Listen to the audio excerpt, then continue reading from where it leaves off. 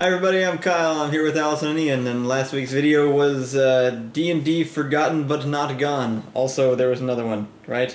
Or is that the only one? There should be behind the scenes. Also, there's behind the scenes and like the England video. We collected a bunch of comments to go over with the people we ran into in England, but we ended up not because I'm cooler. Trip was total chaos. These are a few comments from that one. Thad Brickley. Huh? Thad. Oh, Thad. Oh, right. Hey, Thad. Yeah. Thad Brickley says, finally got to meet you guys. Such a great time hanging out. Thanks for putting me in the video. Also for community comments, what snack should I have brought to PAX? Candy, all the candy. No, Yeah, sorry, candy. dice. I answer this. Dice. Yes. My favorite snack is dice. Sour cream and onion Pringles. It's okay. Your personality was a fine snack on its own. It's weird, probably. I don't know. Or dice. It was really great to meet you, Thaddeus. Yeah. You were Yeah. so much fun. You hung out with us for like a solid hour, maybe more, and you were great to have around. Also, Stephanie De Hoyos, who was also there. Hi, Stephanie. Actual snack person. Yeah, she says, I hope I started a trend where everyone gives y'all snacks at conventions now. You Me did. too.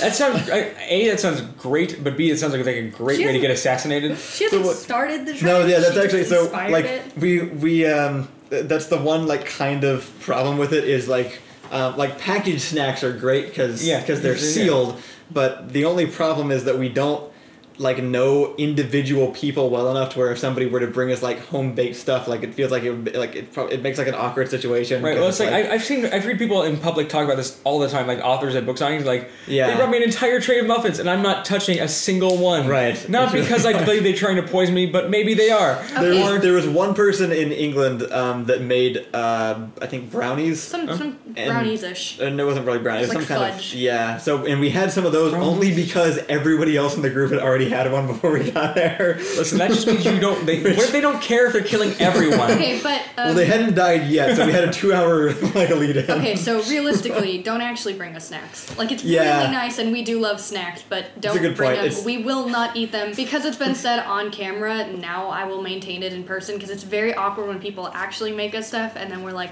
oh, we can't. Like, it won't work. So we could have died multiple times, even though you guys probably aren't trying to poison us. But in the future, we really don't want your food. Not that it's not amazing, or that the gesture isn't It's just that we can't trust you because you might be a murderer. From Jonas Bowl, I wish he was also dead. Isn't that just somebody pulls a gun at the end and shoots the other guy, but in fantasy form? Not that I'm complaining, you guys have found a form that works and sticking to it. Oh, yeah. It's actually kind of funny because I didn't even think of that at the time, but it is actually just... It's literally that. It's just a gunshot gag, but... Sorry, I choked on the water. If you drink again, it'll help. For Just take a sip while whatever it's genie is listening, I didn't actually wish him dead. Some of you have noticed and commented on me spilling water on myself in past Kyle comments. has a drinking problem. I actually have the drinking problem From Airplane, yeah. I can't drink. I just fail at it. Like And what's every great time. is, occasionally, he'll try really, really hard and it'll work. It just looks hilarious. The amount of effort you can see Kyle put into, like, dribbling a water bottle at a slightly strange angle. Damn, Damien said, that's amazing.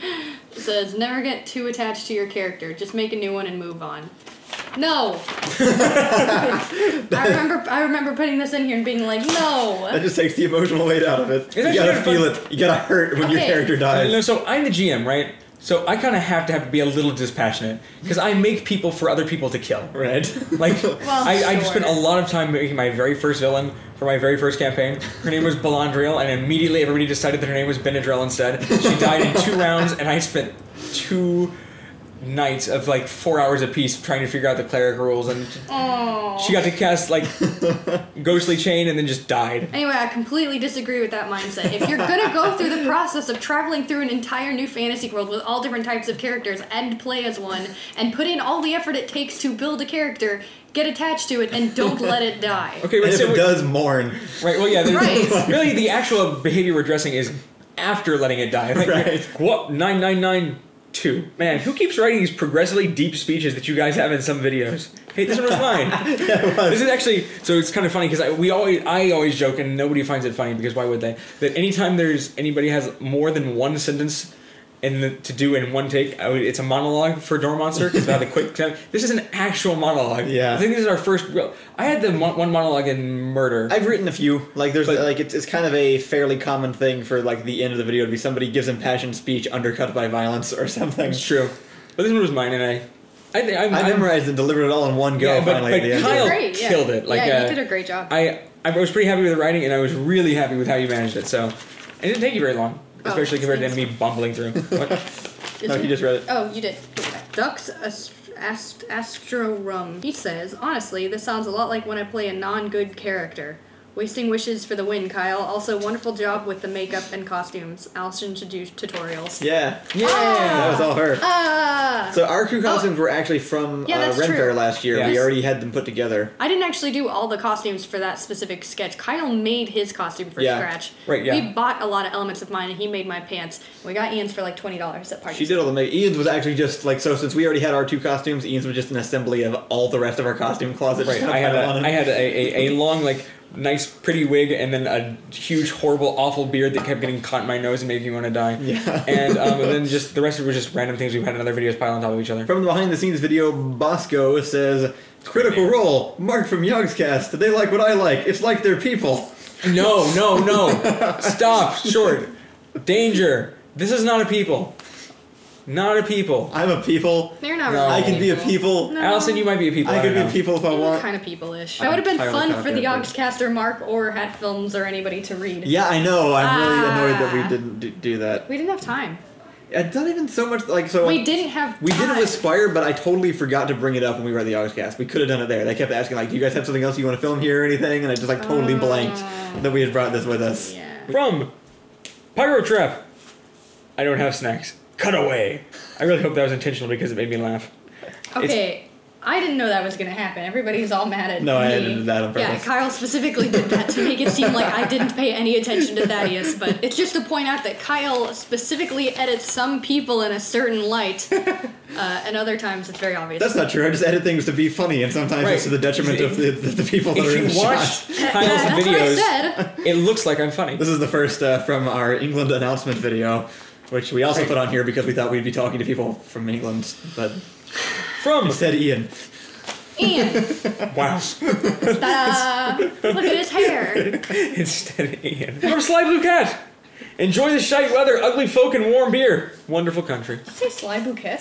You mean like bouquet? Sly Blue Cat. Oh. Like a feline that is azure and crafty. I'm not sure which half's sarcastic. From my experience, all the people in England were very attractive. It was actually, it's like, so, I feel very lied to about a lot of parts of England. Yeah. Specifically food. Yeah. That really annoyed me. Like, we were like halfway through the trip and I was like, everything we've eaten here has been great. Why has everybody always told me England food sucks? It's because it used to, so like, they got a reputation for it, and they're like, well, fine then. There was a point that it must have been terrible, and just that reputation is held because it definitely does not taste bad now. London food is in fact garbage. No, right, okay, London is different. Everywhere that we went was like these little villages, and you went and ate at the restaurant, and it was really good every single time. Or we had Asian food, which was always good. That, yeah, and like Thai food was really great there, and we had a lot of Thai food. Mike Regenstein says, "My sweet, sweet boy, Yogscast, that rules. You guys are moving up in the world. I'm so proud." Wait, who was my sweet, sweet boy? You are, Kyle. You're the sweet, sweet boy. Oh, thanks. We'll talk about it more later, I guess, once we, do it. Like, technically, later community comments should be about them, but, like, they were super hospitable and really nice, and we ended up just hanging out with them for, like, 2 days. They're wonderful people. Yeah, they were really great. And, surprise, they're people, also they're great. It felt really good to, like, because I've been watching them forever, so it just, like, it was the most rewarding thing for me, just, like, hanging out with them and them being as friendly as they were. It was really cool. I didn't know who most of them were, but I'm really glad I know them now. Yeah. No, that's the thing. They were so nice that, like, you didn't, like, they were just good people. Like, you didn't have to have any, like, pre-existing knowledge of them to... All I know about them is they occasionally put on orc masks, which is not what I consider to be a good people activity. They eat babies. In fact, I knew they did it twice. They eat babies. Now half the comments are going to be saying that. I'm sorry. Just because you said it. Studlands! Sir Pond says, "I see how it is, Door Monster. Bloody southern bias." Because we only went to southern England. Right, I called it like the middle region. I apologize. This is a Texas thing. Everything around the capital is the middle. Geography is irrelevant, so that's why I called it that. We did only end up staying around southern England. We would have liked to go northern, but we just didn't have the time. Yeah, it was just too much driving to go all the way up north, though we really wanted to. Because we ended up cementing 2 cities. We went to go to Norwich for Squire, and then once the Yogscast confirmed, we had to go to Bristol. So we had to make that triangle. Spike up and then back down, and we just wouldn't have been able to do that traveling. Yeah. So as an announcement, if you were from the Cambridge meetup, and we don't have any way of contacting you because we miss you, we can't find you. I mean, you basically know who you are. But guy in the white hoodie, Nick and Dominic, come find us. Really bad with names, and guy in the white hoodie ducked out a little bit early, so he we didn't said his quite name, get it was cemented. short, and I'd never heard it before, but he knows exactly who he was because everybody else was wearing black. We got a really awesome reception on the Skyvault video. Thank you all for being so supportive on that. We are tons of thumbs up, so that's cool. Only main update I can give right now that I can think of is that we're probably switching to Kickstarter, actually. We were really interested in doing GoFundMe, and everything seemed like it would work really well, but we started looking into reviews, and they had